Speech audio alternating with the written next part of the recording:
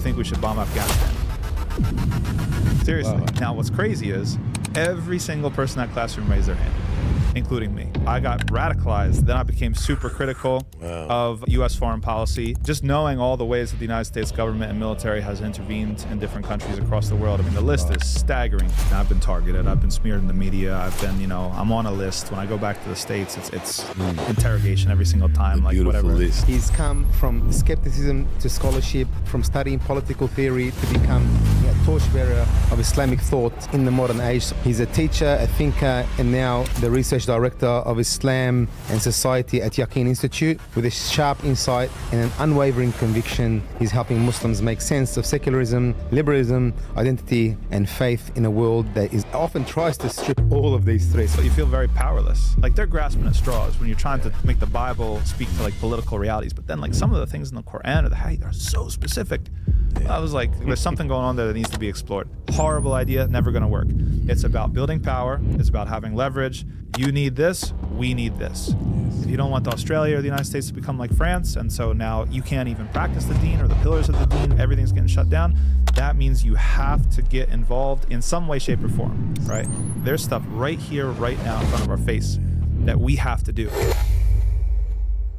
Bismillah ar-Rahman ar-Rahim. Assalamu alaikum. Welcome to the Safi Bros Podcast. We're absolutely thrilled and honored to have you here. Wa alaikum assalam wa rahmatullahi wa barakatuh. It's my honor and pleasure. We've had a lot of good conversations this week in Malaysia. Sort of a meeting of the minds of the Ummatic diaspora. Alhamdulillah, I'm happy to be here. The team has been working tirelessly to get amazing content out for you. Make sure to subscribe so you don't miss out. Alhamdulillah, we got to see it at the JMC Summit as well, mashallah. Alhamdulillah, now we get to do it at the Prophetic Summit. We were short on time there, mashallah. So take us through your journey. Born and bred in Italy or the New York of Italy? Yeah, well, my family came from Italy to the United States in 1905. So that's when they migrated. They migrated from Veneto. Veneto's the northeast of Italy. A small town that's not even a town anymore because it's been so depopulated, called Mel. Mel has been cobbled together with two other villages next to it, and they call it Val Belluno now. It's near Belluno, about an hour drive north of Venice. So my family were peasants. We're not the cool gangsters of the New York City streets. My family settled in the Appalachian Mountains in Pennsylvania. My great-grandfather was a coal miner. My grandfather was a carpenter. My father was a waste collector. So very sort of working class background. And I think what's going to be relevant to our discussion, one of the things is that my father always was a staunch advocate for justice in his own way. Wasn't very political, and I should say, isn't very political because he's still alive. May Allah guide him. But he always instilled in us standing up for what's right, no matter the cost. And even within the politics of his work, where he was often passed over because he didn't have like a university education or anything like that, he was never afraid to confront something that he saw was either unfair or unjust or anything like that. And so I really do, I think, stand on his shoulders when it comes to that. And that kind of set me up on my collision course with everything that has happened since then. I think that the main thing that and working class background, you guys know how the older generation is. Everybody tell me, just study, focus on your studies. We'll work. You got to do something, better, bigger. Like don't worry about it. Like we'll, So that was kind of the attitude that I grew up in. But I think up until a certain point, I didn't really care about anything. You're a kid. If you're in a relatively comfortable life, at least in a Western nation, you've got your friends, you've got sports, you've got video games, you've got whatever. You're not really thinking about how to change the world. Purpose. You don't have a purpose, really. How many in the family? My immediate family, just me and my sister. So I've only two. Oh, you're the only boy. Yeah, I'm the only son. Yeah, my grandfather was one of 13, so it was like, Usually the only boys always get ruined. Maybe I got ruined. I don't know. You guys can tell me at the end of this podcast whether I'm ruined or not. Cool. Like we deal with one boy syndrome a lot. Like, oh, especially, yeah. So tell me just sorry for my own benefit. Like, what are the trends? What do I got to look out for? No, you came from a different generation because usually they spoil the hell out of them. Oh, yeah. And then they hit 18 and the world of of spoiled is like no, alhamdulillah, I was never spoiled. I worked jobs when I was a teenager. I painted houses, like other stuff like that. So I was like, alhamdulillah, I'm grateful for what my parents instilled in me. But the real thing I think that turned the lights on and showed me that there's more to life than just kind of getting good enough grades to keep my parents off my back and just hanging out with friends was 9/11. So 9/11 was the big thing that turned a light bulb on for me. I was in 8th grade, so that dates me right now. I'm 36 years old. When 9/11 happened, everybody's watching TV all day long in the school. It was very, very strange, timeless, like surreal experience. Like imagine goes like going to class, like period 1, period 2, period 3. You're just watching the TV all day long, you know? And I'll never forget, we had this one social studies teacher.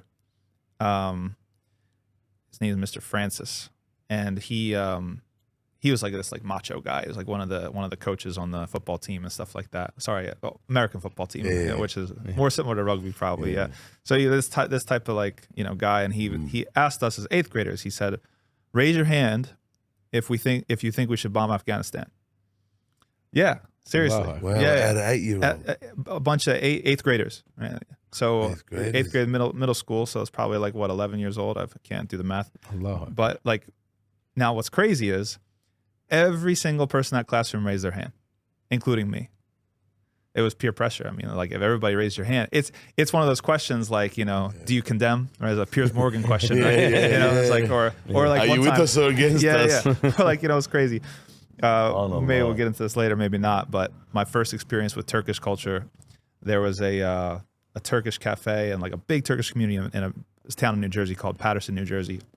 I'd pass through and sometimes I'd get like groceries or like, little Turkish baklava and stuff like that.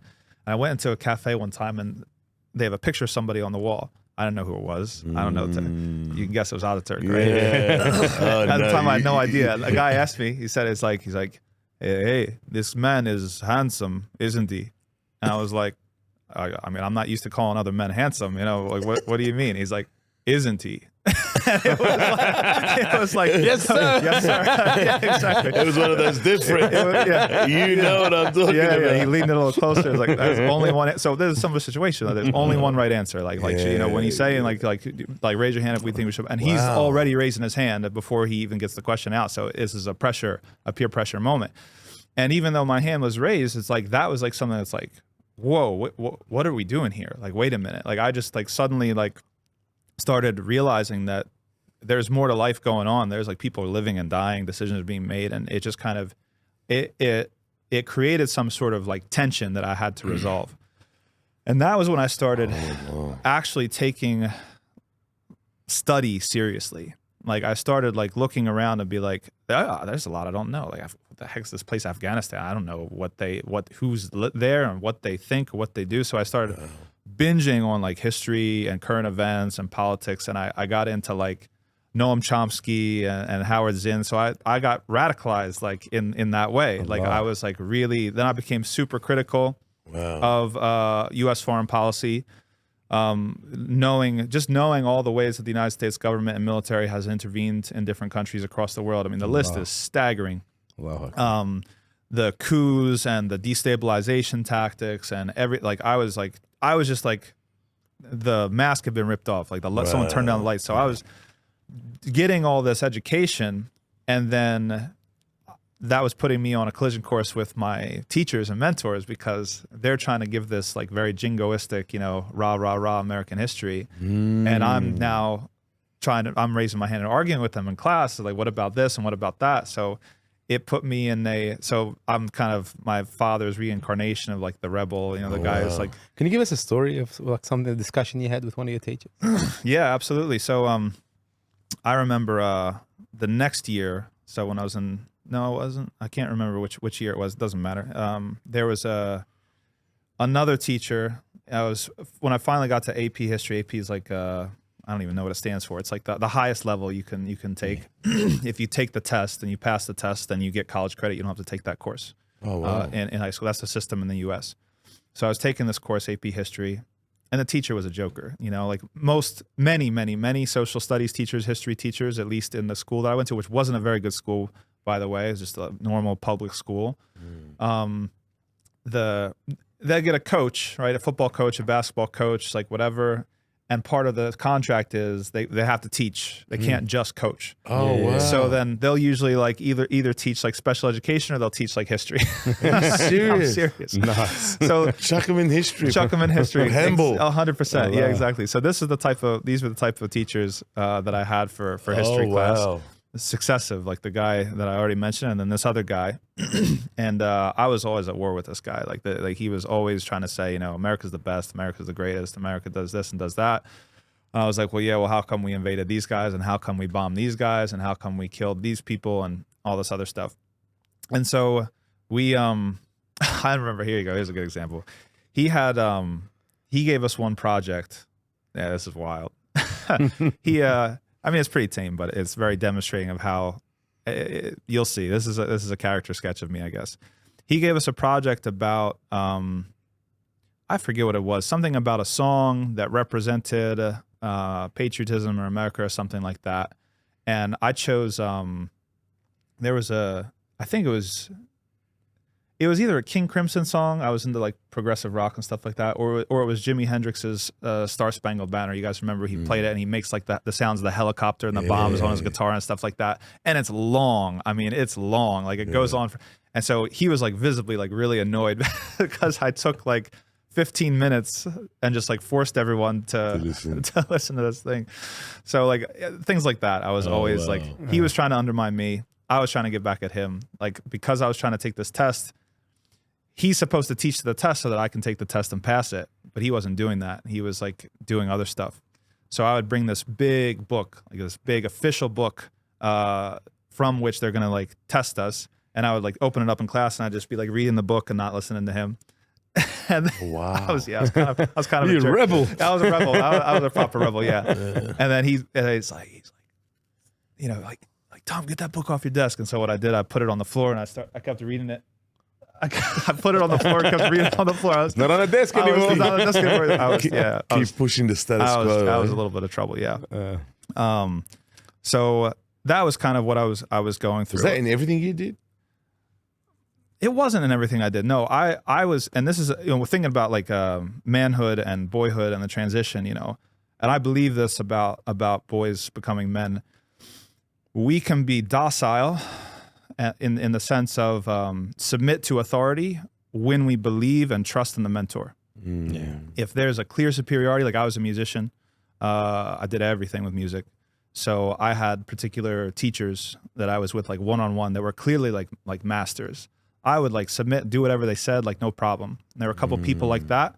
But if I saw through you and I didn't respect you, I couldn't do that. It's a tough one, yeah. Exactly. And so that that's hypocrisy. Exactly. Yeah. Or just incompetence. Like a lot of these guys, like it's like, this is a joke. I'm in high school and I know more about history than the teacher. Like it shouldn't happen that way. You know what I mean? So that was kind of I had like a chemistry teacher that was amazing. I had a physics teacher that was incredible. I had other teachers that were jokers, and I can't fake it like that. I had the same thing happen to me with my maths teacher. Oh yeah. I had a maths teacher in about year 12, and I loved mathematics, but I had a joker, man. It was absolute joker. Yeah. So I just couldn't deal. So I went to the principal and said, can you just change my class? He goes, what do you mean? I said, I just can't learn. I love math, and I've never in my history not liked math, and this guy has just absolutely killed me. So can I just change classes? SubhanAllah, I kept on persisting. They didn't. They said, no, you have to stay. And I kept on persisting, and SubhanAllah, they changed me. That's probably a more mature way to deal with it. I just like subtle sabotage. Man, I was 16. He was self-taught. I was 16 then. SubhanAllah, because but I loved mathematics. It was my favorite subject. Yeah, mashallah. No, it does affect exactly like I had I loved physics. Like I had a great physics teacher. I had a complete rubbish biology teacher. I don't know anything about biology, hated biology, couldn't stand it. So I mean, we're impressed with it has an effect. The teacher always has an effect. Absolutely. What was your love to music? How did that come about? It was something that my parents encouraged us to do, like from an early age. I don't know whether just like a resume builder or extracurriculars. It was kind of like formulaic, It's like you want to go to university, you have a sport, you have a music interest or something like that, something artsy, something physical, and then that's like your upward mobility. Thing, right? Yeah. So I started playing trumpet when I was in 4th grade. Trumpet? Yeah. I was okay. I was okay. But then when I got to 8th grade, I was more into vocal music. So I was a classically trained singer. Wow. Yeah, I had a repertoire of like some songs in different languages, in Italian and Latin and things of that nature. I almost went to music school, like as a conservatory and that it was actually the politics and the history and stuff that actually diverted me. I was telling someone the other day, like I studied one-on-one with this voice coach for 2 or 3 years. Like he developed my repertoire, he showed me everything, and like I was like his protege. And then I remember I had the conversation, like I broke it to him, like that I eventually like because I left it for the last moment to decide. I applied like to music schools and I applied to schools for history. I initially wanted to go into history, and at the last minute I decided I'm going to go history. And I told him, and seriously, he just like covered his face and like lowered his head and he walked away. And I never saw him again. It was like, like broke his heart. Yeah, seriously. He broke his heart. Yeah. No, it was. Did you do it softly, at least? I thought. Have you ever used that skill set to do nasheeds? Absolutely, Quran. And nasheeds. Though I try to stay away from nasheeds at least at this point. Okay, now we have to stop and listen, please. If you don't no, go on, just a little ayah. No. You can find it on YouTube and anything. I've we'll we got good vocals here. These are like AAA grade mics, guys. I think it's good acoustics as well. Acoustics, all right. It's all right. It's a little, it's a little dulled and dampened, but people can find that elsewhere if you look it up. But anyway, I mean, that was the thing, right? Like I was singing songs in languages I couldn't speak. So you have to pay attention to how you pronounce things. You have to be really, really, and that totally set me up for tajweed. Like it was, to see how Allah repurposes skills after you accept Islam is absolutely incredible. Yeah. So the difference, even in Italian, there's 2 different types of way to pronounce the letter E, and there's different, like the R's, and there's different things. It just draws you into that level of specificity that once it was Quran, alhamdulillah, I think my Arabic pronunciation is pretty good. And that's just from Allah. Amen. So this was the time when the Iraq War was going on, right? And I was involved in protest movements and things like that to try to stop it. We were not successful. It was very disappointing. And you had like a sense of powerlessness, like seeing like the American military machine get going. And tons of people, I would even as soon as I had my driver's license as a teenager, I was driving down to Washington, D.C. and like taking part in protests and stuff like that. But at the end of the day, it happened anyway. Despite everything that we did, it happened.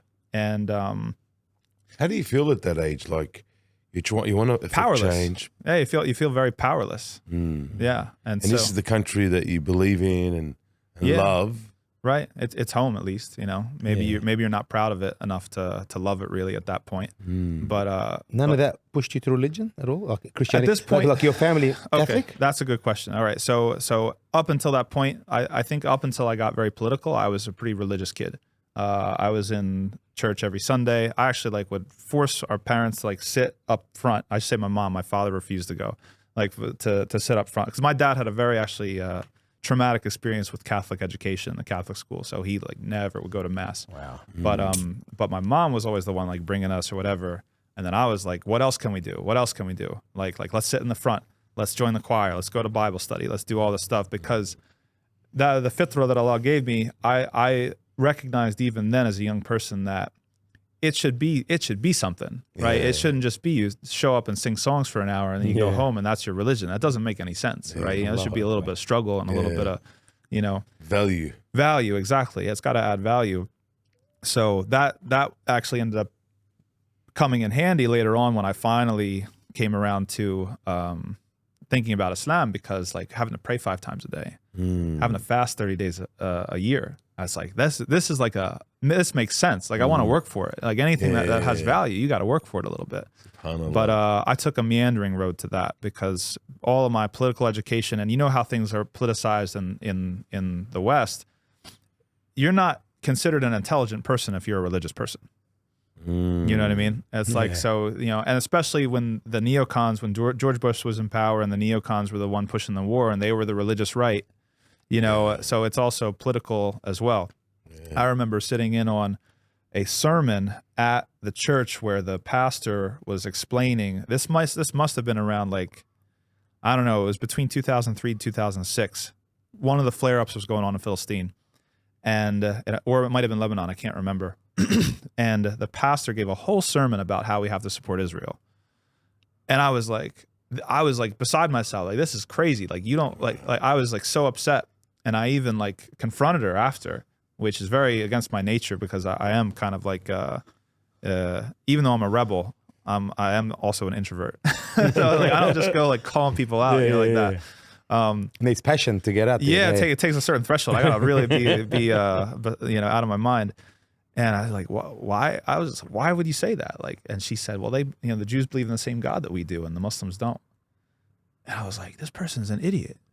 And it's like, you have like a master MDiv or whatever from like, and I know more than you. Like, that's the thing, right? It's the same sort of thing with the history teachers. It's like somebody with the degrees and credentials and whatever has a position of authority, and you're an absolute dunce. Like, I don't understand. Like, so I actually for political reasons, it distanced me, and I eventually would leave the church and become an atheist, or at least identify. I thought I was an atheist.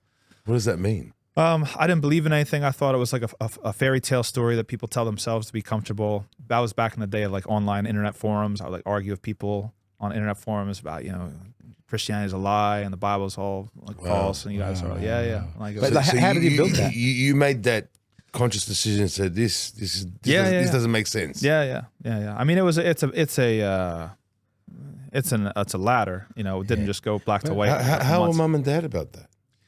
They were definitely like, my dad had no leg to stand on because he is not practicing anyway. So he kind of doesn't have anything he can say. Like, my mom was like very, very disappointed. She's like, I'm praying for you. I'm praying for you. It's a step forward, really. When you look at it, it's like you went to La ilaha. Yeah. And you're trying to find. I was stuck on that La ilaha. Yeah. You know what I mean? So, absolutely. It's still a step forward, really, when you look at it. At least it's cleansing, Yeah, absolutely. You have to confront the idols of your time or your upbringing. And for me, it was like, I was questioning everything. I was like, wow, like how much of my life is a lie? Like all this stuff. At that point in time, Islam, I had no idea what Islam was. Nothing. So you watched all the news? I politically understood that there were people that were called Muslims. They were getting a raw deal. They were being oppressed. They were being like invaded unjustly. I had no clue what Islam was, that it was a thing. Can I ask, why didn't you see the screen like every other Muslim, American, thinking these guys are no good? Well, because I knew too much about American empire. That's why. It's like the education. Chomsky, man. He opens up the cravats of your brain, doesn't he? I mean, how much ammo. I mean, I was stacking ammo, man, when it came to like how many countries the U.S. invaded and the things that they did. The Gulf of Tonkin incident, the false flags, the smoking gun, even FDR with Pearl Harbor and like, the memos. Like, I was like so just like stacking ammunition about like this country's been like taken over and it's gone astray. And like, I was really, so there was no chance I was going to be won over by like the Islamophobia engine or the bigotry engine. Alhamdulillah. But it wasn't on my radar yet, like what Islam was completely years later. Like, I had no idea. And you're experiencing that world of obviously self-educating yourself about true history. Yeah. What are your thoughts of why they don't teach us the correct history? Yeah. Oh, there's several reasons. I mean, and it's not just like, some people think it's like conspiracy, like people in a boardroom somewhere, like cackling over a glasses and flutes of champagne. Yeah, exactly. It's not that intentional. It's about like the structure of the thing. It's really, one thing I observe about history, and I co-wrote an Islamic history book this year. It's going to come out in November, inshallah, called Islam in World History by Routledge. And, there's a difference between history and memory. Right? So history supposedly is what happened. Memory is what we think happened.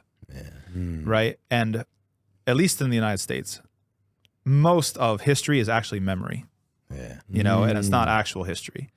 And how you can tell is there's certain things, it's almost like in the Matrix, you got glitches in the Matrix, right? There's certain things that don't fit in the narrative of memory that you're presented. Right? Or if you've read Kuhn's The Structure of Scientific Revolutions, right? I'm not sure if you're familiar with that book, but even like scientific theories like, relativity or, classical mechanics or quantum theory or whatever, you got a data set and then you have to make the data set make sense. Yes. That's the narrative. Yes. And the narrative never actually uses every single data point. It gathers like as many as it can, and then it presents, oh, here's the story of this data set. And then what happens, whether it's science or history or anything else, it goes back to the data set and says, well, hold on, that doesn't take into account X, Y, and Z. You have to put this, and actually here's another narrative that actually captures not just what you just said, but actually all this other stuff that you left out. So that happens in history as well, is that there's certain things that are unmentioned or that don't make sense or don't jive with the history, that if you start to collect them, it's like, wow, it's like the actual narrative of history is very, very different. I'll give you a very classic example, which is the way that Western civilization is told, right? The story of Western civilization is Greece, and then Rome, and Dark Ages, then Renaissance, Enlightenment, modernity. Yeah. That's, 5 acts, right? Yeah, that's it. It's a play in 5 acts. You're missing a few. What on earth was going on in the Dark Ages? Yeah. Nobody knows. It's like a black hole of memory. 2 very interesting things were going on in the Dark Ages. First of all, the rise of Islam. Yes. And the second thing, the groups that were responsible for the sacking of the Roman and the downfall of the Roman Empire were not they were Unitarian Christians. They were not Trinitarian Christians. You go into the Goths and the Vandals, and the different types of Goths, the Ostrogoths and the Visigoths, completely alternate history. Nobody thinks about it. Nobody knows anything. They just think they're just barbarians that just came and raped and pillaged and stuff like that. It's not that simple. It's not that simple. Yeah. So that's the thing. It's like there's history and memory, and they're 2 different things. And so, yeah, because they're pushing that memory, aren't they? Yes. And forgetting that history. Exactly. And suddenly it provides this crazy ass narrative. Yes. So what's the narrative, and what was the narrative at the time? They hate us because of our freedoms, right? The U.S. is spreading democracy across the world. That TikTok trend, where everyone was reading Bin Laden's letter to the West. Yeah. I mean, I read that thing like early on. Yeah. And I was like, this is bollocks. They're telling me that this person hates us because of our freedoms. He's talking about Israel.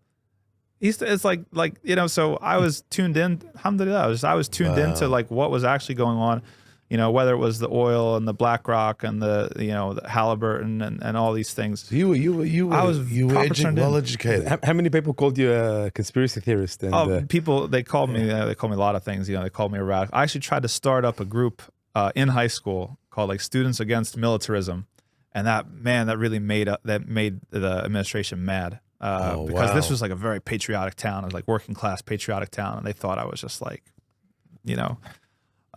they actually eventually suspended me a week from school. You're a rebel. Yeah, I was a pure rebel. Yeah, on a technicality, it was political. Like they were looking for anything that they could get on me to knock me down a little bit. Oh, wow. And like seriously, what it actually was I had a car eventually in my later years in high school, and so I drive, and I left something at home that I needed. And so this is post Columbine. You guys know Columbine and the school shootings and stuff like that. So school security changed a lot, like overnight after Columbine. Before Columbine, you could leave school and go to lunch, like get like McDonald's or whatever, and then come back. Serious? Yeah, it was like open. It was after Columbine, then it's like everything's on lockdown. Can't leave the premises. Every door's got total change. So everything's supposed to be like a bubble, like secure. I forgot something at home. I was like, all right, I'm going to peace out, and I was going to go drive back. And I took a brick and I propped open a door, like a back door that I knew of. Oh, wow. And I drove home and I got my thing and I came back, and they suspended me a week for school for that. Oh, wow. Because at this point, naughty boy. Yeah, they had seen all the stuff that I was doing, and they they were looking for any excuse. But that put you in line, didn't it? Oh yeah. It was in-school suspension for 5 days, right? And I brought, the types of books that I brought with me. I brought a stack of books this big: Martin Luther King, Gandhi, Thoreau. Like I was like, here we go. It was like letters from prison, like Gramsci's. Thank you very much. Thank you. This is what I want. You just gave me a retreat, So that was kind of. Have you always been a reader? I think after 9/11, I became a reader. I was not a reader before that. But yeah. How did you? Because so many boys and girls out there. Because we have a motto: readers are leaders. Because we're in leadership. Like I push a lot of young guys to start reading. Yeah. Because I notice it just opens up. Yeah. Such horizons for people, but so many don't because of their attention span. Right. Like, how did you start that? And if you give us some advice on that, that'd be amazing. I mean, it's pretty much all the things that I've discussed, but it's really just about catching fire. Like the things that I had to read, I forgot all of them. I don't remember what I read in high school, like from like a literature class. Maybe I'll remember like one or two things, like Kurt Vonnegut, you know, Catch-22, like a couple things here and there. But I don't remember even the content of that stuff. But when I caught, you know, the passion and purpose, and I think that's probably, if one word was to sum up where we're going in this podcast, it's a life of purpose. Yes. When you have your purpose clear, then it's a whole different story. I was printing out on printer paper books to bring to class and read it instead of like the stuff that they were teaching in class. And I was reading Marx, I was reading Max Stirner, I was reading, you know, like I was like just like going crazy. This is before Wikipedia. Like now it'd be like Wikipedia, you know, whatever, going down the rabbit hole. I was going down my own rabbit holes, printing out stuff on the school computer in the library. So I think it comes back to purpose and motivation, that when you understand the need for something and no one's forcing you to do it, it's not a chore or whatever, then maybe it was also part of just like a critical age.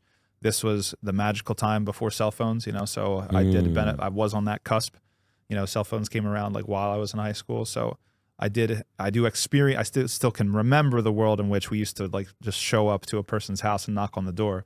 Like, you want to come play, like sort of thing. Or like, I still remember my friends' house phones numbers from like childhood. Wow. Where I don't even know anybody's number off the top of my head, you know, for their cell phone. So I don't know if how much that had to play with how that, was your environment as well? Were you with people, like-minded people, or were you? I was very isolated. It was kind of nobody really. Lone wolf. Yeah, I was very lone wolf. Yeah, exactly. So you didn't have a bouncing board at all? No. I was very much sort of on my own. Not even mum in regards to that sort of. Not really. No. Like, so who did you speak to when you had thoughts? I don't remember really speaking to anybody. Wow. Like, I was just I started to like push myself out and explore things. I guess there were probably internet forums that I was like testing ideas with and stuff like that, and like, you know, some debates. I started to, once I got more mobile with like a car and could drive, then I would go into Philadelphia, which is close, very, very close to where I grew up, and you know, do some works with some groups and things of that nature. There was like an anarchist bookstore in Philadelphia called the Wooden Shoe. I don't know if it's still there, but I would go there like often, and yeah. So, but you were happy with yourself to be by yourself. Oh yeah, absolutely. Yeah, absolutely. Even now I love my solitude. I got to take breaks from this crazy schedule and just like go like take a walk and sit by myself and things like that. Yeah, I got to process. I got to process things. You know, I pay attention, but it takes time to process, and space. So that was pretty much it. So I made my decision. You know, You broke my music my voice coach's heart. Please forgive him if you watch this. Yeah, Art McKenzie, I'm sorry. There you go. It's taken 20 years to apologize. Yeah. I don't know where you are, but you know, you were good. You were better than me. But so I have my colleges or universities that I'm looking at, and I'm trying to figure out where to go. Alhamdulillah, did well on my tests, got into places for full ride, everything, alhamdulillah. Ended up going to a private liberal arts. We say college. College is just, it's the same level as university, but it's smaller. Yeah. So I know that's a istilah difference between our system and your system. It's a university, but we don't call it a university unless there's graduate programs like masters, or if there's like not research being done, there's certain like requirements. But for all intents and purposes, for the international audience, it's a university. And I started out as a history major, and I learned a lot, but I saw that the real interesting stuff was going on in political science. So I took many, many classes when it came to history of Latin America, British history. I took British history a bit in one or two classes, but I saw that the really interesting work was going on in political science, especially in international relations and political theory, because they were dealing with colonialism. That was the big draw for me. I hope you're enjoying the podcast. Please don't forget to press the subscribe button. So, did you get any like Damas teachers there? Sorry? Did you get some of the as people that jokers? Yeah. Did you get anybody who's pushing the wrong narrative through that? You know what I mean? I'll come around to that. So at a very critical moment, like there was one such teacher, but not yet. In the beginning, it was like, you know, taking history classes, other stuff, and it was mostly solid stuff. So you started. Yeah, I started like flying. You know, I was like spreading my wings. In the history department, the only thing with the history department that I wasn't satisfied with was that its theoretical grounding was kind of limited. It was kind of like leftist, Marxist, whatever. But it wasn't like very dynamic. It was morely just like thinking about facts, you know, like you're learning like what happened, which is useful. It's useful to have that ammunition. But when I started, people were telling me about like something else that's going on over here that was really interesting. And so that was the International Relations Department of the concentration of the Political Science Department at Vassar College. And really cutting edge stuff was going on there. So my advisor that I ended up studying under, he was an Indian scholar from Hyderabad, Hindu. His name is Himadeep Mupudi. He it was all post-colonial theory. So we're reading Spivak and Chakrabarti and Homi Bhabha and these people who are not just about what happened, but making sense of what happened. Why did it happen? How did it happen? Practicality of the like European colonization. It's like, why did it take place? Like, what was the impetus within Christian Europe or secular Europe later on that is responsible for this type of violence? You hear people, they say even today, it's like, oh, everybody colonizes, everybody conquers, the Muslims and everybody. It's not true. So what's the difference between the structure of violence that the Europeans were exerting either in Hindustan or Southeast Asia or Africa or wherever, compared to other things that were going on? So the theoretics of European colonization, I became obsessed with it. Wow. Yeah. So actually he has a book, short purple book called something about like the zoological dimensions of colonialism. He talks only just about museums and how at the high point of liberal colonialism, like 1800s, they were putting Africans and Asian peoples in museums. Wow. They were part of the museum. They were part of, so he goes into this whole thing about how this demonstrates the particular logic, the underlying logic of this colonial domination that nobody had ever done before. Like, it's not just someone conquering somebody else. It's not just someone expanding into a territory and settling there. That this thing is different. Like the level of dehumanization. Actually, while Halak, I had lunch with him just last month, and he said when the Crusaders came to the Western Hemisphere, the Catholic Church had a debate. Do these people have souls or not? Wow. That's the level of dehumanization. You can't find that. You will never find that in Chinese sources. You'll never find that in Indian sources. You never find that in Muslim sources of like debating whether these people have souls. The level of dehumanization was so intense compared to other places. Like, for example, King Leopold from Belgium, in Africa, in the Congo. And you know that, so there's a book called King Leopold's Ghost that we read. And it goes into the colonization of the Congo and how brutal everything was. And if you didn't make your quota, I forget what they were mining, whether it was gold or something else, but if you didn't make your quota, they'd cut off your hand and they'd hang it around your neck. That's right.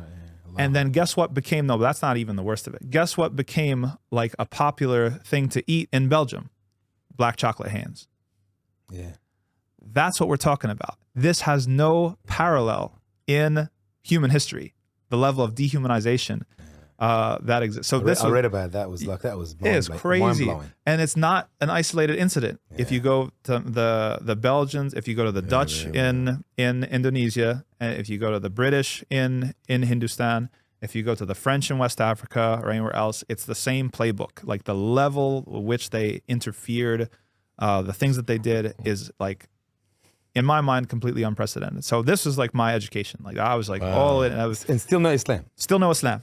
Nothing is triggering nothing. Not yet. Allahu Akbar. And you're living as an atheist. Yeah, completely. Yeah, completely. A lot of pork chops. I didn't really like pork chops. Actually, I was a vegan for 2 years. Oh, wow. Yeah, because that's kind of part of the package with the left, you know. It's like, SubhanAllah, it's amazing. Like it's like Allahu Akbar. You know, it's good. It's like I've seen some brothers maneuver friendships, you know. Allahu Akbar. Yeah, you know? sure. Alhamdulillah. So I took some. So I started taking courses. So I had several professors that were just like really, really top caliber, amazing. One was in political theory.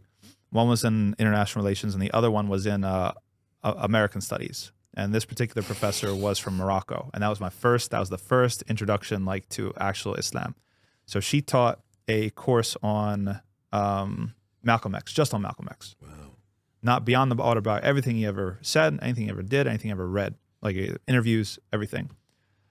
Then she taught another course on Western intervention in the Middle East. That was fire, bro.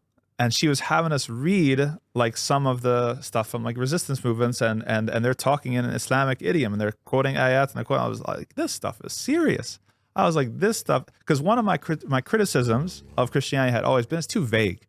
Like even like when I had like a moment earlier in university where I was like, okay, maybe like there's something to this liberation theology stuff, like whatever. Like it's all very vague. Like they're grasping at straws when you're trying to make the Bible speak to like political realities. But then like some of the things in the Quran or the Hadith are so specific. I was like, there's something going on there. That was like the thing. Like there's something going on there that needs to be explored. Wow. I took a class called Political Modernity in Turkey. Andrew Davison in Political Theory. It was all about Kemalism and the Kemalist period and the secularism that was imposed upon Turkey. Wow. And that blew my mind, absolutely. And we were doing, we read novels and films and stuff like that. And he had a relationship with the universities in Istanbul. So there was like an exchange program. So I went on the exchange program. Wow. So I lived in Istanbul for 6 months in Üsküdar. And Üsküdar is like one of the more conservative neighborhoods. And you lived 6 months in Turkey? Yeah. Allah. It was 2009. It was 2009. Was that a culture clash? Is the way it works, your parents have to take somebody from Turkey? No, it wasn't an exchange like that. It was like a university, the exchange between the universities. It was so were you living on campus? No, I wasn't. So I was living in Üsküdar, which is, like on the Asian side, in a conservative neighborhood. And the university was Bilgi University, which is like a very liberal, very like all like the mayor's kids go to Bilgi. Yeah. Oh, wow. Like, and when I told them, like the students there, they would ask, when I told them where I was living, they're like, they're going to cut your head off. They would tell me they're going to cut your head off there because I'm not a Muslim. Because they're like secularized, liberalized Turks. And they are so like you live where? It's like I'm in the Bible Belt. To them, I'm in like the Bible Belt in the middle of America. And they're just like, you're gonna die. Look at that.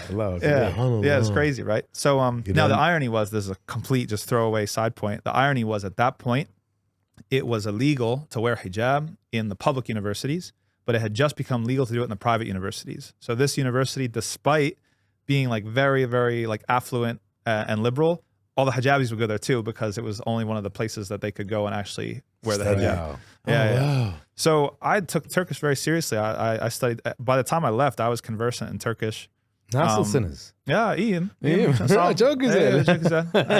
And Turkish has some really beautiful phrases, right? Like they have these like piety sayings. Like I busted one out the other day in the talk. It was like, Sen a, ben a, bu ne kimsa. And it's like, you're a lord, I'm a lord, who's gonna milk this cow? It's like they've got like sayings like this that are like really snappy. MashaAllah. But that was like, man, I remember here's like full circle with the music stuff, right? So I'm sitting in the sublet in the flat, and it's Maghrib time and the Adhans are going off, you know how they go. And I just open the window and I'm just like crying. Like the beauty of the Adhan seriously touched my heart. Like, wow. like absolutely, just like, this is like crazy. And then I started, first time hearing it. Yeah. It's just like, I just couldn't, I was just like sobbing like a baby. That was the same story that when we interviewed Aisha Prime.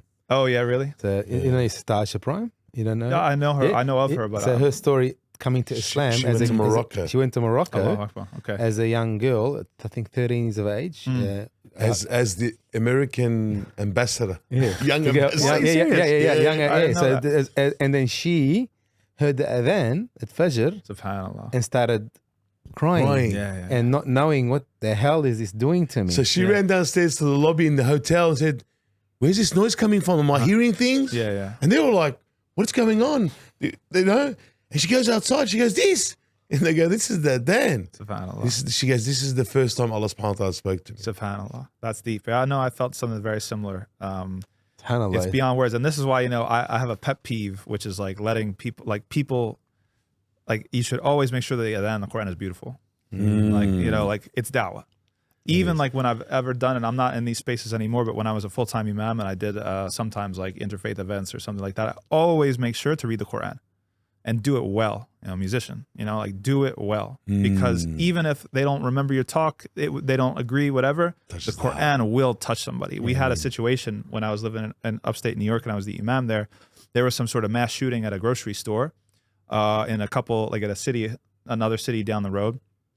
And so we had a service, like a multi-faith service or whatever for the people who passed away. I think a couple of them were Muslim.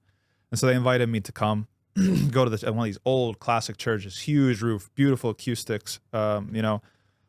And I said a few words, but more important than that, like I recited the Quran and I did it, you know, like properly. And some of the people that came up after, like, whatever you sang, I love that song. That's amazing.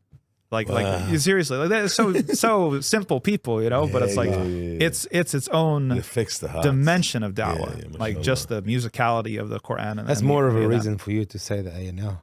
What's that? This is more of a reason now for you to do that ayah so we can resonate.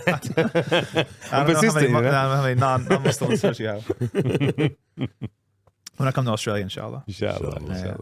So wow, Turkey. Yeah, so I was there, and that was when it was really like, okay, like there's something really going on here that I have to sort of sort out. And when I came back from Turkey, so here's your other full circle when it comes to joker professors, all right? So when I came back from Turkey, I was very interested in Islam. I started learning like a little bit of Arabic. I started like even like the short surahs. I had someone like I wanted to know. And I even started like experimenting, like praying on my own and things of that nature. I was testing it out. Wow. And I had positive experiences. I loved it. And again, like I said, even though you went to a secular school. Yeah.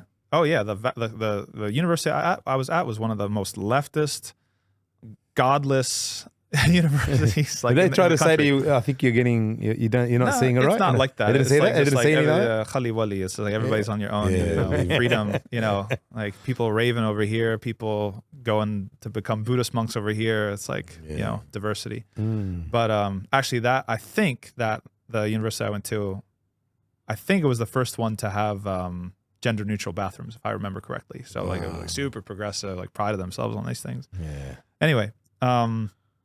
So if you're a university student and you're interested in something, you want to take a class on it. All right, you see where it's going. Oh, no. So no is right. So religious studies department, the only person they had teaching about Islam was a non-Muslim lady.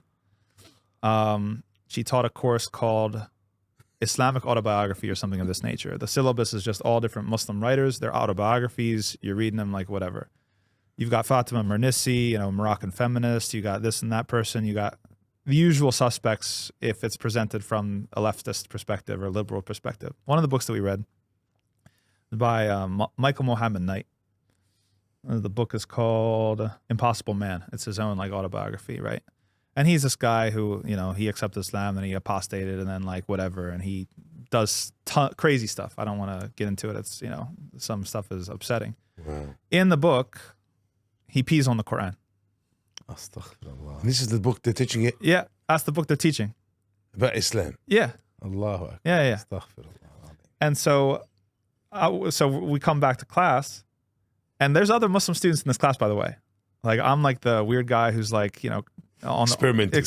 I'm I'm like, I'm tasting. Yeah, exactly. I have my fingers in it. Yeah, exactly. But there's like actually Muslims in the class, like maybe like 3 or 4 of them. And then like it's time to discuss the book. You read the book at home. You come in and you talk munaqsha. Okay, she's like, all right, like how do people feel? Like what are initial thoughts, reflections in the book? I raised my hand. Habibi. I was like, I said, I found it very disrespectful that he peed on the Quran. I'm not sure why we would read a book like that. You know what her response was to me?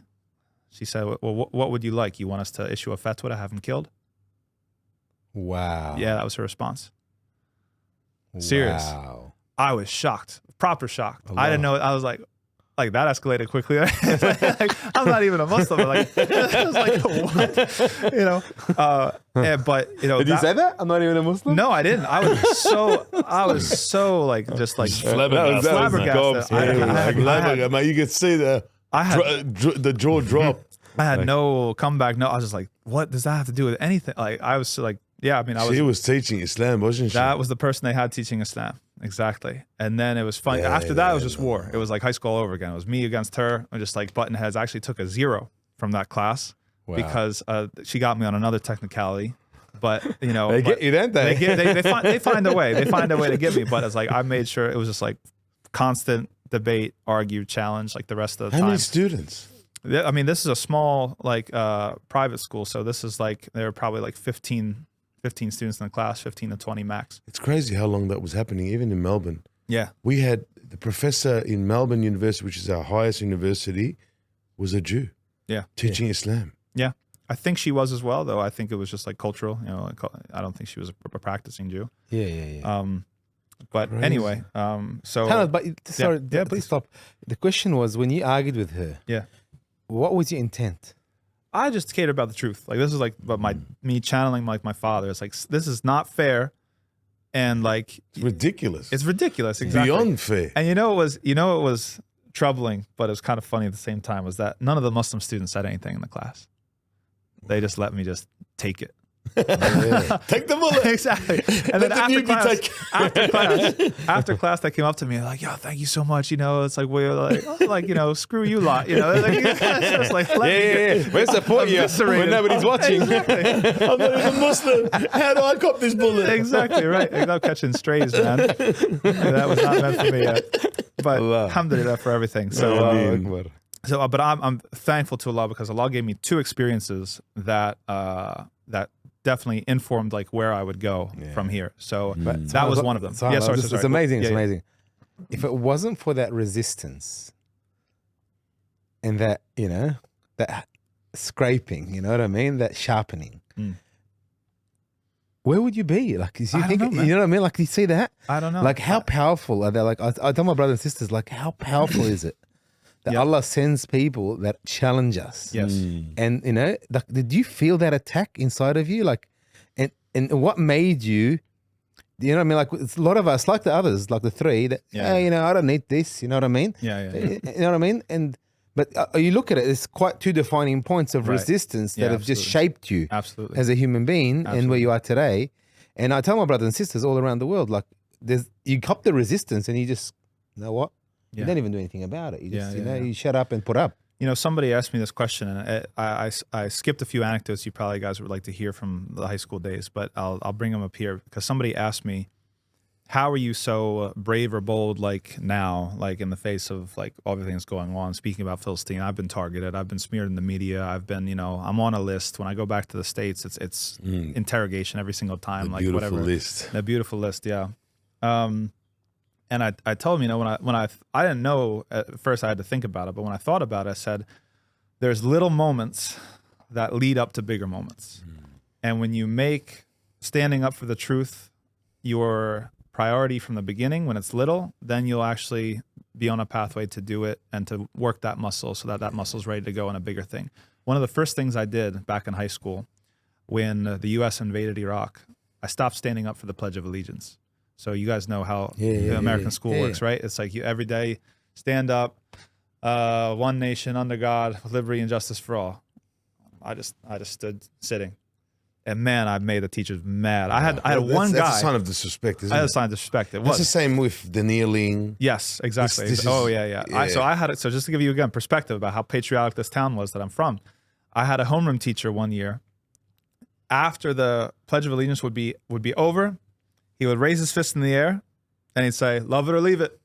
Love it or leave it." Like that's his own, extra credit. You're with us. You're with us or against us. Yeah, exactly. Like this is like no one's forced him to do this. That's his own. This is his whole thing. Brown points. Exactly. So imagine I'm in this guy's class and I'm just like, I'm not standing up. Oh, they were so upset. They were just like, you go in the principal's office. It's like whatever.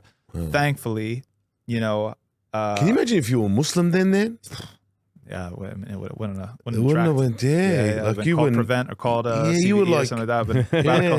He's a radical. SubhanAllah. Think about it. Like acting like that and being a Muslim would have been very challenging. Yeah. So that was step one. Step two, because we were a working class town, the army and the military recruits heavily in the schools in the United States. Oh, wow. And there's actually like a financial incentive. So what happens is the different branches of the armed forces will enter into a contract with working class or low income schools, and they will they'll run like physical education class like a day of the month or whatever, and then they'll have like free recruiting.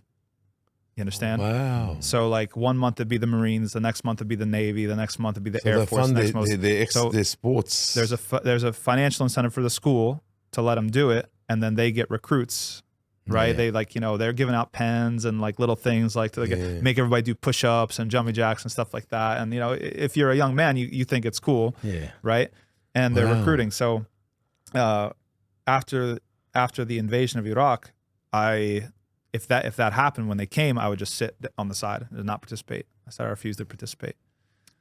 And I had the gym teachers were threatening me to fail me, threatening me to hold me back a year. It's like, we're going to like cause problems for you, whatever. I'm like, do what you want to do, man. Yeah.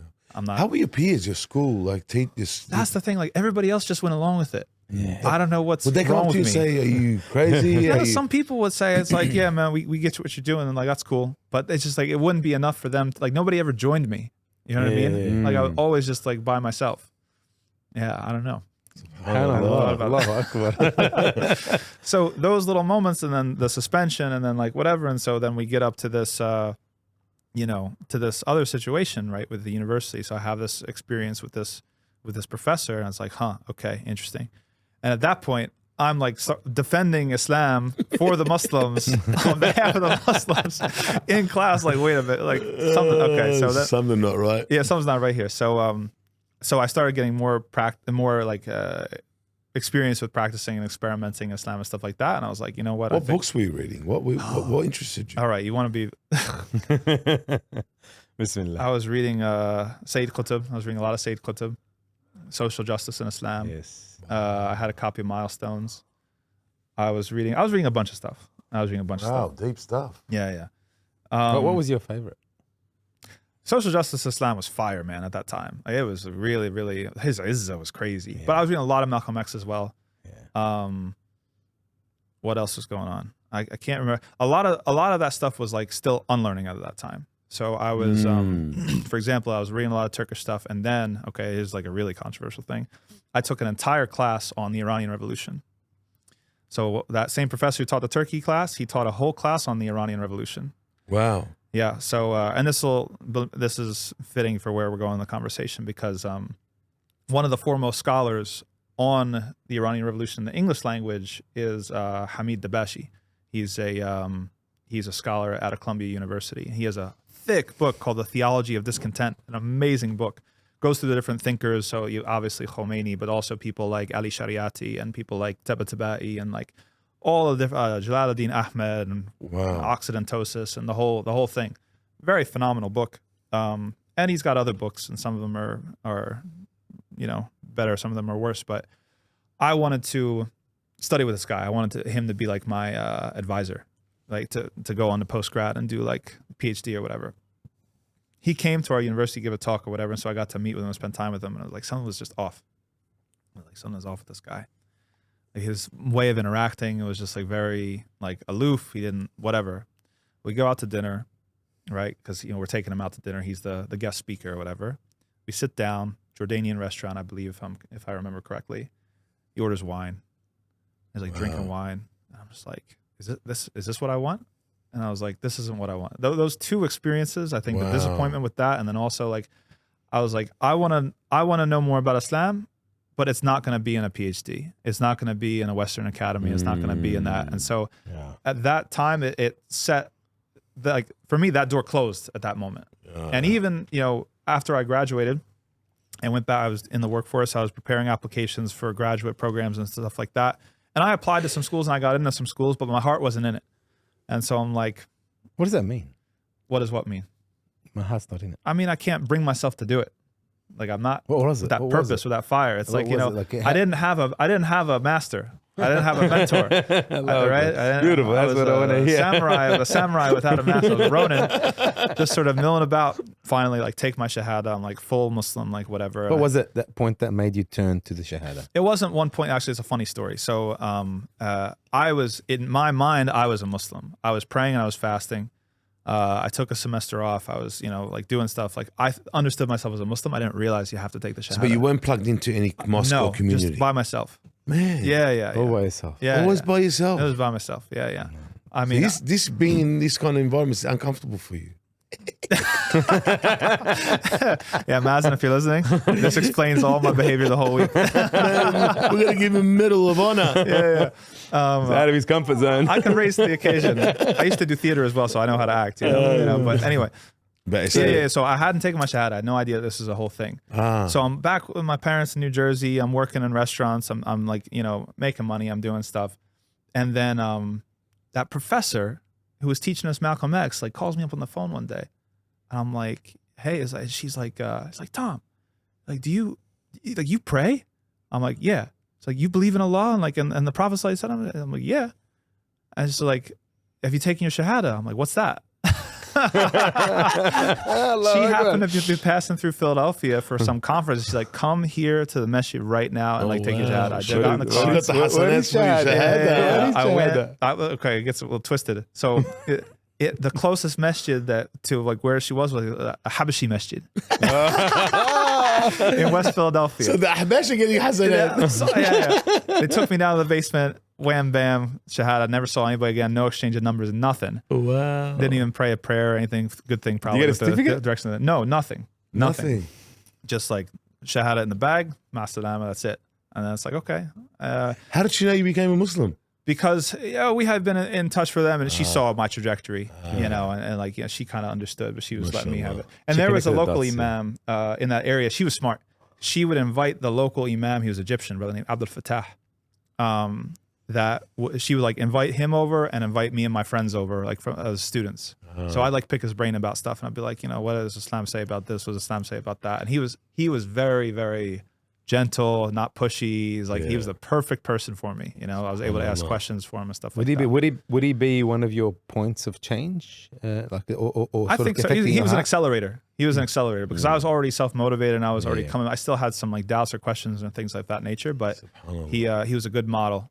He humbled me one time. It was really interesting because he took me to Jumu'ah like one time in a neighboring city, and I forget what was popping off at the minute. I forget exactly what it was.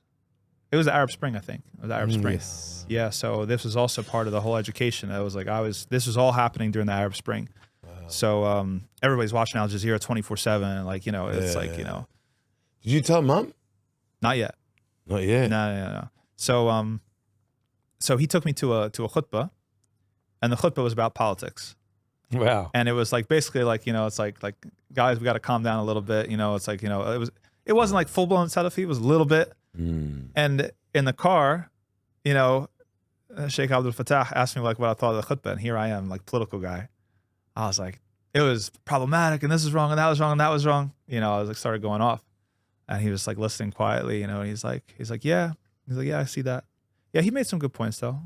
Like some of the things he said were right, and some of see, he's just like was very like very neutral, very balanced, and it's like it's like take the khair. Like if you found khair and like take the khair, and then the other stuff, he did his best. It was like I was just like, all right, that's different. Like I'm used to just critiquing everything. It's black or white. There's no grays here, mate. Yeah, right. So he was an accelerator. He was nice. Definitely a good figure along the way. Once I took my Shahadah, that was the first time. The last thing that I did was plug into a Muslim community, right? And so then in that area in southern New Jersey, I got plugged in, and that I started taking like fiqh classes at the masjid, and oh, wow. I mean, for the Muslims, the born Muslims listening, I was going regularly to the masjid for a month before anyone said salam to me. Wow. Like, so I just want people to recognize that, like, giving like afshu salam, like spreading the salam is very important da'wah. You came from the outside in. Yeah. And I was like, and at that time, they see someone like me, they're like, what's this guy, a Fed? Yeah. FBI. Keep an eye on it. Yeah, exactly. So, but it's so common. Who's that Italian trying to sneak in? Yeah, exactly. Yeah. Entrapment. But yeah, I mean, I started taking classes, understanding things a little bit better, studying. I started studying Arabic, and the Imam there was also a convert, and he had graduated from the Islamic University of Medina.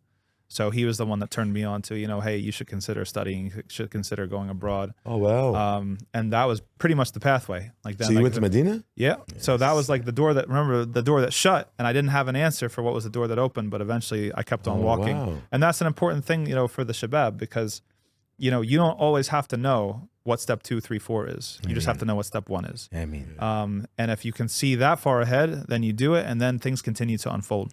So I didn't have a plan. Amazing. I was like I said, I was working in restaurants. I was a waiter. I was making cash money, right? But I didn't have a plan. But I just tried to do the right things and focus on myself, develop myself. I was, like I said, learning Arabic, trying to learn more about Islam. And then the opportunity came. How long were you in Saudi for? 5 years. Medina. Yep. How was that for experience? 5 years. Yeah, how was that great. journey? It was great. Obviously challenging. Sorry to interrupt. If you're enjoying this episode, make sure you subscribe and leave us a comment. Thank you. You know. So as a new Muslim, Yeah. how did you navigate, like you said, the different ahbash and this kind of mentality? I had no idea at first. You know, I was Yeah, that's what I'm trying to say. When did that? When I'm did still that penny using drop? the convert card. Yeah, when I said, did I'm that just a penny convert. drop? I don't know these things. You know. Like, yeah. you know, so that was interesting because like the early literature when I was coming towards Islam was very like ikhwani, like political Islam stuff. But then once I was a Muslim and I started learning the deen, it was mostly like Salafis and Salafism, not like the crazy ones, but you know, but that general sort of thing. So Bilal Phillips, I took classes on IOU. I still have my certificates from from Bilal Phillips' program and things of that nature. Obviously, the guys were Medina grads, so they were kind of pushing me in that direction as well. I was developing my understanding of those things, but it was very unrefined. But that wasn't really my himma. That wasn't really like what I was interested in. You know, for me, like Take the good and leave the bad. Yeah, I mean, one of the things that was like Islam was so significant for me because it was so clear and it was so staunchly advocating justice and things of this nature. So I really just wanted to, alhamdulillah, Allah granted me the maturity to keep certain questions or doubts in my back pocket until I figure them out later. You know, that's one thing I tell all the shabab and the young Muslims that ask me like, where should I study? Should I go Medina, go to Morocco, go here? I'm not going to say it doesn't matter at all where you go, but way more important than where you go is the maturity that you bring to it. Like you got to just realize that there's one curriculum you're going to study. There's probably a dozen curriculums out there that are different. You're going to get one piece of the puzzle. Other people have other pieces of the puzzle. So don't think that you're hot stuff. Don't think that you've got like muhit, like encompassing knowledge of any one fen or anything. It's really, you know, you try to leverage what you learn for benefiting the people, and then, you know, to drop in the ocean. Yeah, exactly. Put the fries in the bag, as they say. Right? Just like, don't, you know. Mashallah, it's amazing about it. How about the culture clash going to Medina? Like, I mean, it wasn't my first time outside of the country, which helped a lot. Like I had been to Turkey. Yeah, I was in Mexico before Turkey, and I was in Turkey and living in a country, like not just like visiting, but actually living there, paying bills there, like I did in Turkey. So I was already sort of primed, like I kind of knew what to expect. It was difficult, right? So you got a scholarship there or paid for? If you get accepted, you get a scholarship. Yeah. So did you come back and go or just stay there? No, I did come back most summers. Yeah, most summers I came back because I needed to make money. So you didn't work there? Well, I did, but you know, I needed to make money. What did you do there for work? In the beginning, I would teach English, like privately on the side. That's what everyone does. That's what everybody does. And then finally, I got the hookup. May Allah reward the brothers that got me involved in Hajj and Umrah tour groups. So I was leading. I was tours. I was able to make Hajj 3 times. Alhamdulillah. Allahu Akbar. Mashallah. That was before what COVID. A blessing. Yeah. So I did the program, the Arabic language program, 1.5 years. I tested out the first semester, and then I went to Kuliya Sharia. Did 4 years in Kuliya Sharia, and then COVID hit. Boom. And that forced me back. I was planning to do masters, planning to stay longer or go somewhere else. And then after COVID hit, I was forced back. I had no more money in the bank account, could not afford rent for another month. It was like, wow, time to go. It's like, how challenging was like, I've noticed a lot of brothers talk when they go through the sort of struggles of studying and, you know, educating themselves and following their passions is hard. Yeah, it's hardship, man. It's hardship. Yeah, there were times where I had no money, zero money. Like I had to leave my clothes at the washer. You know how things work over there. You got the laundromat or whatever. Like I had to like leave my clothes there and not pick them up for a couple of weeks. I didn't have the money to pick them up. Right? Like there were times. It was like. How did that make you feel? Like, like, you know what I mean? Why did you give up? Especially as a husband, especially a provider. Why do you keep on going? Like, you know what I mean? Like some brothers have given up. I've heard stories where it's true. You know what I mean? They said, "No, this is too hard." Man. It is hard. No, I mean the back was up against the wall. I mean it's sink or swim, and it's those moments that really demonstrate to you Allah's grace and His ability to provide. What is it about you that you didn't give up? I don't know if it's something about me. I don't know. I'm not sure if it's something about me. He's all in, mate. But I'm too much. I'm an all in kind of guy. All in kind of guy, man. Yeah. Move out the way. Yeah, exactly. I don't do much halfway. Mashallah, it's amazing. Alhamdulillah. So we came back to New York. I started right away, full-time imam, masjid in New York. And then after that, and it was still COVID, we had a lot of restrictions. We couldn't do too much in person. So I started doing some online content. Paul Williams was the first one to kind of like scout me, kind of like peeped me from online. And then I started collaborating with him. And then I think Yaqeen sort of picked me up from there. Yeah. Do you advise anyone that's gone and seek knowledge to become an imam? It's very difficult to become an imam. I don't know how it is in Australia, but at least in the US, we don't really have the systems in place to properly support our imams. And so it's an extremely challenging lifestyle. In fact, we've done research on this at Yaqeen Institute. The average imam lasts for 2 years. Yeah. Wow. It's like very high turnover, very high stress. It takes everything from you. So because you're dealing with the gamut of problems, aren't you? Absolutely. And people respect you and they don't respect you at the same time. You know, it's like the board is made up of all doctors and engineers, and they say that they respect you. They don't really respect you, you know, because in their country, you know what type of people go to study Islam. Yeah, they give all the top marks to go study medicine, and then if you can't do anything else, you go study the deen. So you know, there's some very structural problems that we have. You know, things that nobody would accept, you know, from the professional world, we accept in the Muslim nonprofit space. It's true. The best and brightest are lost to dunya. Yeah. Where previously, in the previous awakenings, the best and brightest were always going to deen. Absolutely. And we're not going to solve it. I don't think we're going to solve these issues that we face unless we reverse that. We find a way to reverse that. It has to be something. It has to be, we need the best doing this work to figure this stuff out. 100%. You can't complain about poor religious discourse when look at what we're putting in. You get, you know, garbage in, garbage out. Like we say, we've got the best product and the worst salesman. Yeah. Big bow ties, plaid suits. Yeah, exactly. Yeah. And they're not getting any sales. No. That's funny. Yeah. He's actually, I want to come back and get a refund. Yeah, exactly. Yeah. This wasn't what I thought. I wasn't expecting this. Yeah, exactly. So how long have you been part of Yaqeen? I've been part of Yaqeen March 1st, 2023. So it's been a couple years and change. And how's that journey?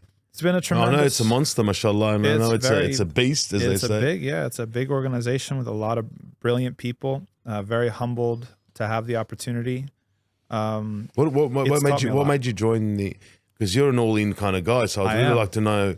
I have my questions, right? You know, and especially at that time, I think, you know, Yaqeen was going through something of, I don't know whether it's fair to say identity crisis or if that's a little bit too, but there were definitely competing visions for what Yaqeen should be. Yeah. And I think Yaqeen's credibility had taken some hits in the marketplace, if you will. And so, you know, Sheikh Omar Suleiman invited me to come down to Dallas and like meet the team and ask questions and see. And I have questions, you know, I'm not a person that is impressed by glitz and glam.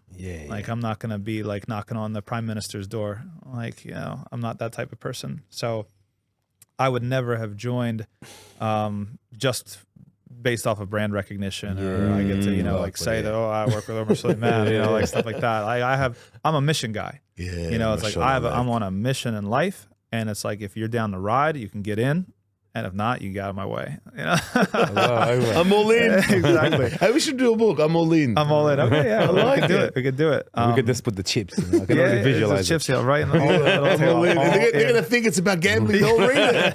They'll read it. Half a miracle will read it. Yeah. But it's true. You don't find out what Allah can do for you unless you're like that. It makes no sense what Allah has done for me in my life. Like through like materialistic lens or calculation, whatever. It's like it's. Do you have any regrets? I have tons of regrets, but I mean, I also recognize that my regrets are part of what shaped me, and that it was part of Allah's plan, and Allah might use it in a really important way in the future. Just like all the stuff before Islam, just like all the stuff that I was doing before Islam, Allah has used almost every single one of them in a new way to help me in my work. Right. So I don't look at regrets in that sort of way. It's like, oh man, I should have done something different. It's like, all right, that caused me this much of a setback, either emotionally or professionally or personally. It's like, but it's also experience, and that experience is going to come in handy. I can say that. Yeah, you can say, mashallah. You know, as I said, you know, it's driving. So at Yaqeen, what do you exactly do? What's your role there? So that's the thing. I mean, who knows what I do? I do a little bit of everything. So that was just to finish your previous question. So it was, so I had my questions and I checked my boxes and I saw, I was very upfront. It's like, I'm not here to be told what to do. Like, I have my own ideas about what needs to be done. And I think you guys know that. And so if you want me to do that for you and with you, then this will work. And they were totally supportive. They're like, yeah, like, we want you to lead. Like, we want you to to take things and run and own things and whatever. And I saw a willingness to learn and willingness to change. And I'm not trying to put it like I was their like savior or anything like that. No, I've learned more than I think that I've been able to even contribute. But it, just to say it was conditional. Right? I have my boxes that I have to have checked. You know, I've got my goals that I want to accomplish, and if yaqeen is part of that, then yaqeen is part of that mission. Mashallah. Right. So a lot of the stuff that we've been doing has been trying to integrate the organization vertically, not just horizontally when it comes to the vision. How do you approach dawah? What are the different lenses and personas and tools to use in the dawah space? One of the things that was of concern when I joined was that things that are erring too much on the side of affirmation and therapeutic, right? Is like, and this is it. It's an audience segment. So if you're getting feedback, positive feedback, and everyone's clapping for you, and they're saying, "You changed my life. You changed my life," you can be taken down a dead end or a silo, and not see other opportunities that are there. Oh, wow. So we're in that ethos at the moment. Yeah, we've been doing success stories, and we've noticed that a few opportunities have popped up. Yeah, and the question is, it's working. Right. Everyone's saying, we're motivating us. You know, yeah. And should we? It's the nature of social media, because you're going to get an audience or a community behind you, but then this is why I think that the word influencer is hilarious and backwards, because really you're influenced. Yeah. Because you've got your core audience, and your core audience is now expecting you to dance, and it's like you got to tap dance for your core audience. And then if you bring something else, then it's like, what are you doing? Unsubscribe, unlike, cancel, whatever. You know? So you become a slave. You become a slave to your audience or your core audience or the algorithm, right? And so having the burgies. Yeah. And so it's not sufficient. It's not enough to just be like, well, we're getting positive feedback for this. There has to be, and I think what makes Yaqeen different, but we're still figuring it out. We haven't like 100% figured it out, that we're trying to guide people.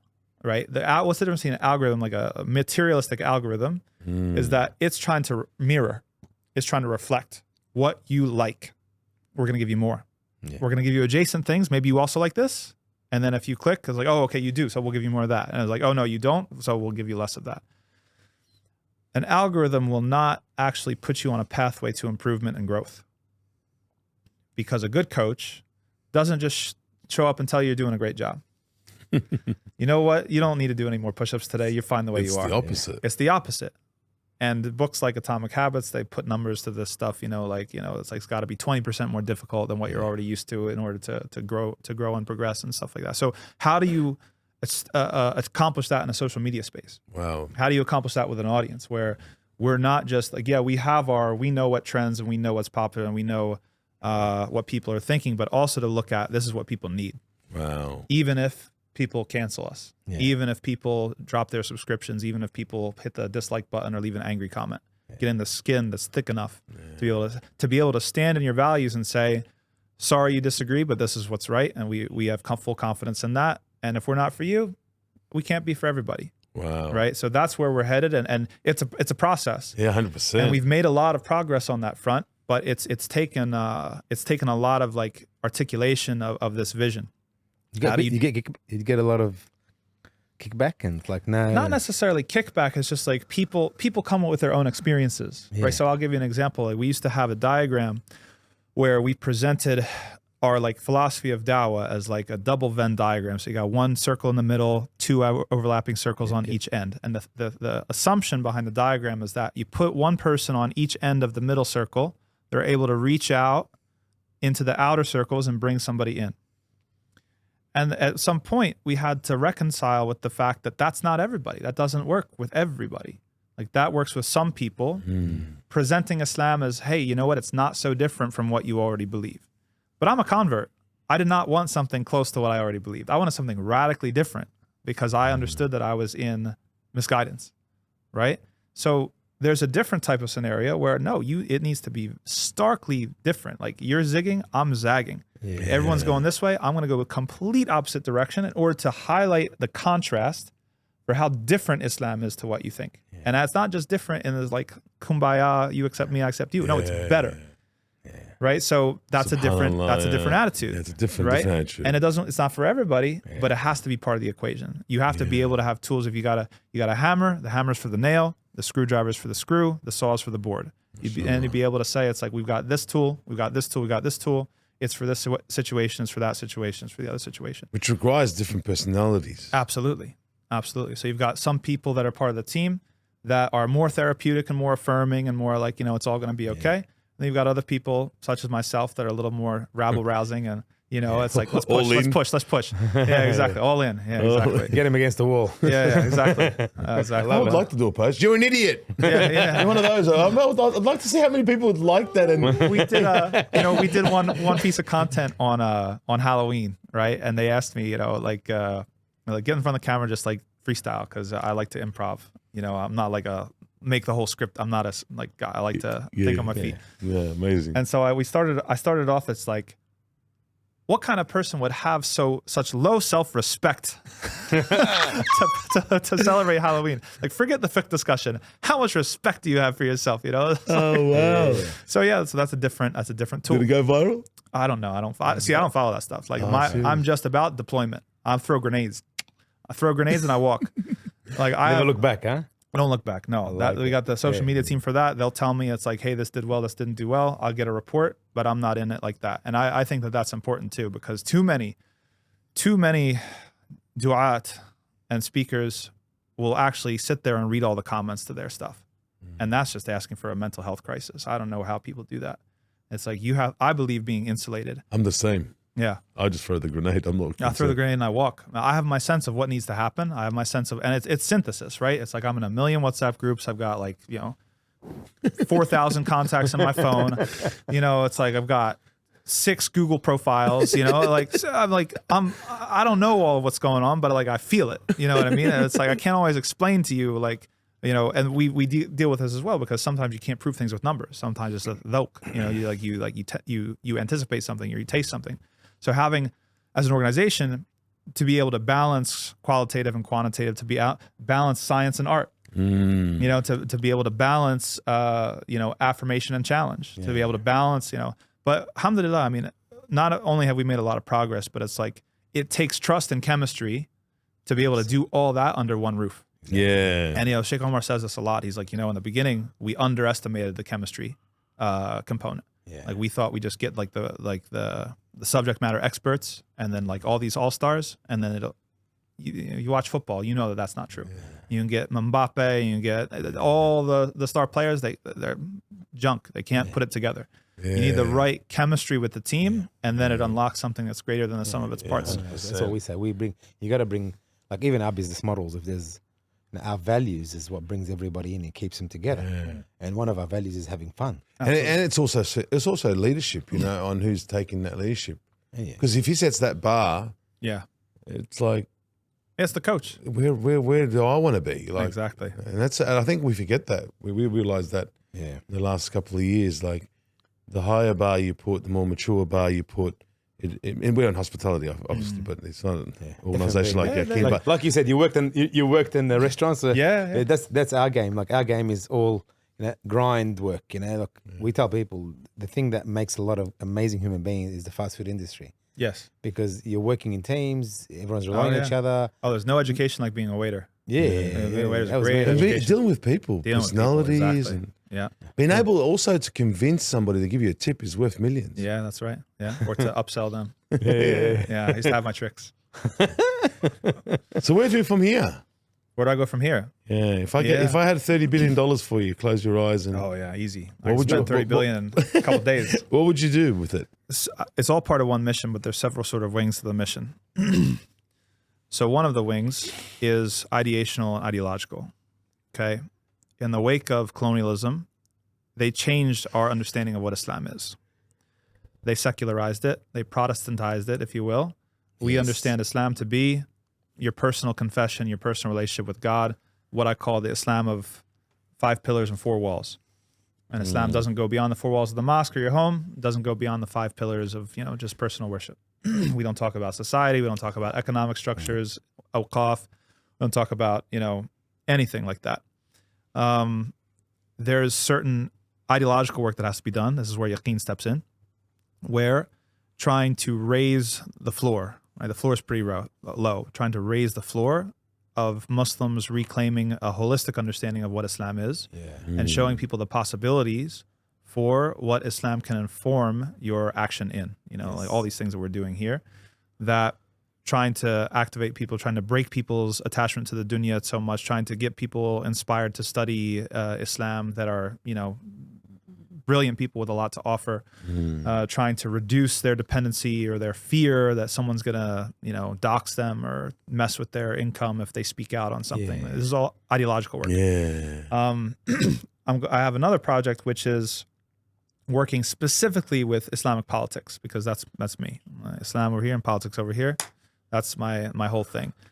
That what we learned after October 7th was that there were a lot of Muslim activists that wanted to do things Islamically but didn't know how, and the imams didn't want to deal with them. Because they're lefties. They got they're a little bit crunchy, as we say. They've got their snapping fingers, and they've got their things, right? From someone who used to be that person, it's easier for me to relate to them, and hope to mentor them. So we're trying to put together both an incubator and also a mentoring and networking organization that will train these young activists in an Islamic worldview, an Islamic paradigm, show them the difference between materialist leftist activism and Islamic activism, help collect historical examples, demonstrate to them like how to move strategy, tactics, different things like this. And then you have a capstone project, you're going to go start an organization, see ya. We're here, our network's here, shared services, no problem, but we want you to go. One of the problems we have with some of the more political Islamic movements is that they're very possessive. You have to be part of us. Like, we are the movement, and if you want to go on, why you want to do your own thing? Why are you leaving us?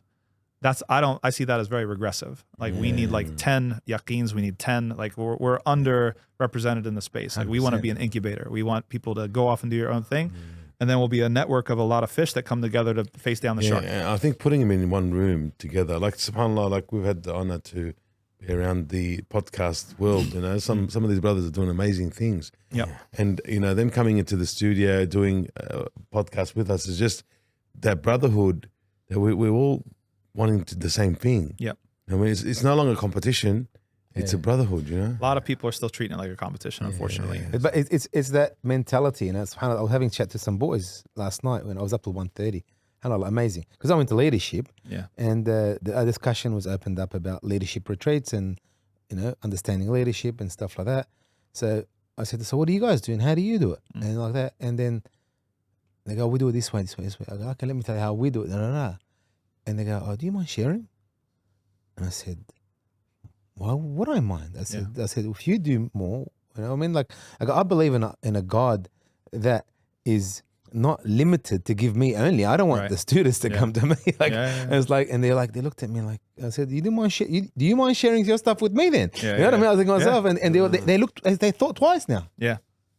Because that's not industry standard. It's like they're looking at me like, what do you mean? And I said, man, like, and I get it because I believe in a Allah subhanahu wa ta'ala who has so much abundance. Yes, absolutely. You know what I mean? That He can give all of us. You know what I mean? And subhanAllah, we have businesses around us. You know what I mean? They think, why do you support this business and why do you support that business? Like, what do you mean? Doesn't make sense.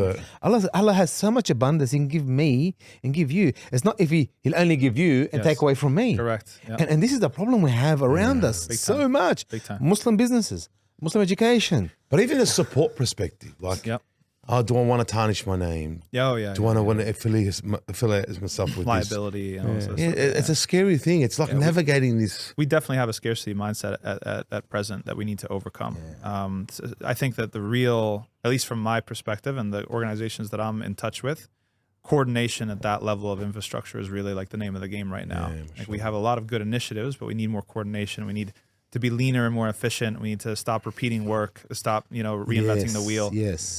And if hopefully that will result in a situation where there will be more people doing slightly different things adjacent, and we'll be able to move together better.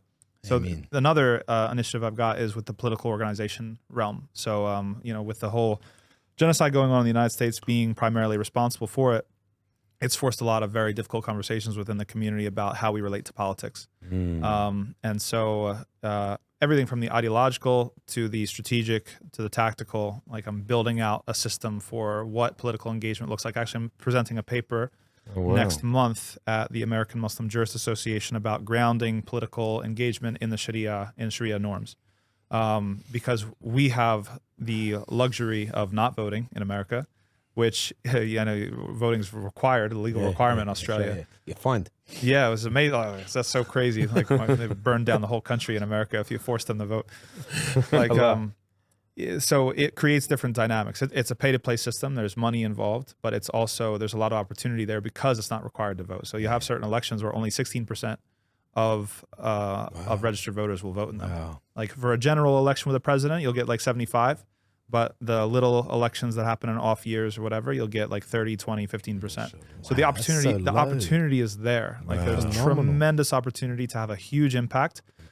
But we've had either ideological blockers from that ending, like democracy's haram and voting is shit and all that stuff. We copped that. Voting is haram. Like we had Senator Fatima Payman. Yeah, it was a Muslim senator in Australia, and we just had the discussion. Yeah.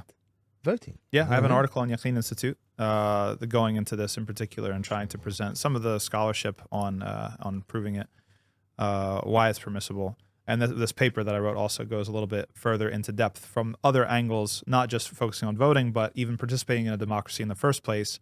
Is it shirk? Is this a violation of wala wal bara'a? Is this darul kufr? Like what? How do we reconcile all of these things? Please pass the link on, so we'll put it in the podcast, inshallah. So if anyone's watching, I think we've hit about an hour and a half. I know. Time flies. We'll wrap it up. Huh? But I want to ask you a last question. Yeah. With your experience, mashallah, and your passion for politics, the Medina concept that the Prophet ﷺ gave us, and we understand it to be encompassing in all our lives, all part of our lives.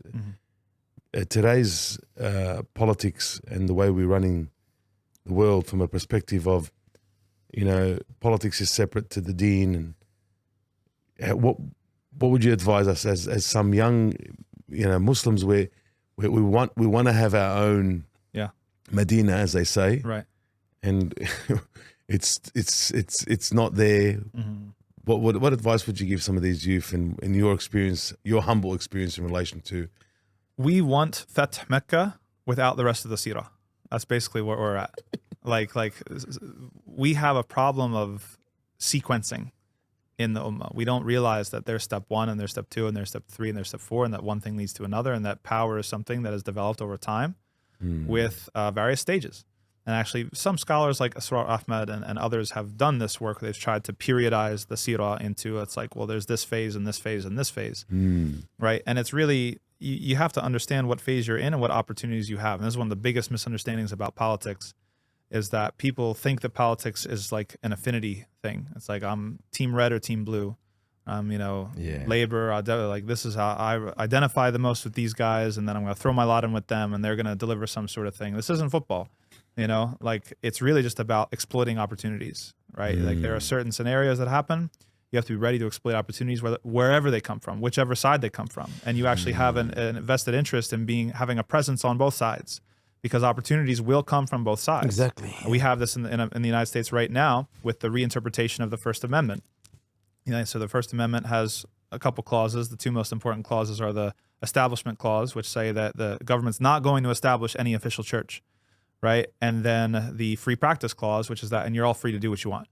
Now, traditionally, for decades and decades, if those two come into conflict, the Establishment Clause wins. That means that you can't come to the government and say, well, hey, it's part of my religion that I have to give money to this prescribed group abroad. They'll be like, no.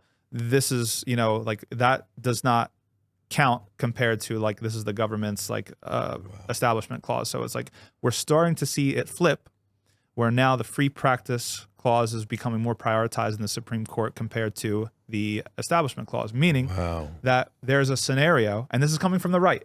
So people, they turn up their nose and say, oh, these guys are racists and bigots and white nationalists, and many of them are. But there's an opportunity and there's a scenario. If we are able to have, let's say, all of the Muslim jurists in America come and issue a statement and saying that the boycott of Israel, BDS, is an obligation, a religious obligation, we could have it legally recognized and it could invalidate overnight all anti-Sharia, anti-BDS legislation. Wow. That's an opportunity that you can't afford to pass on, right?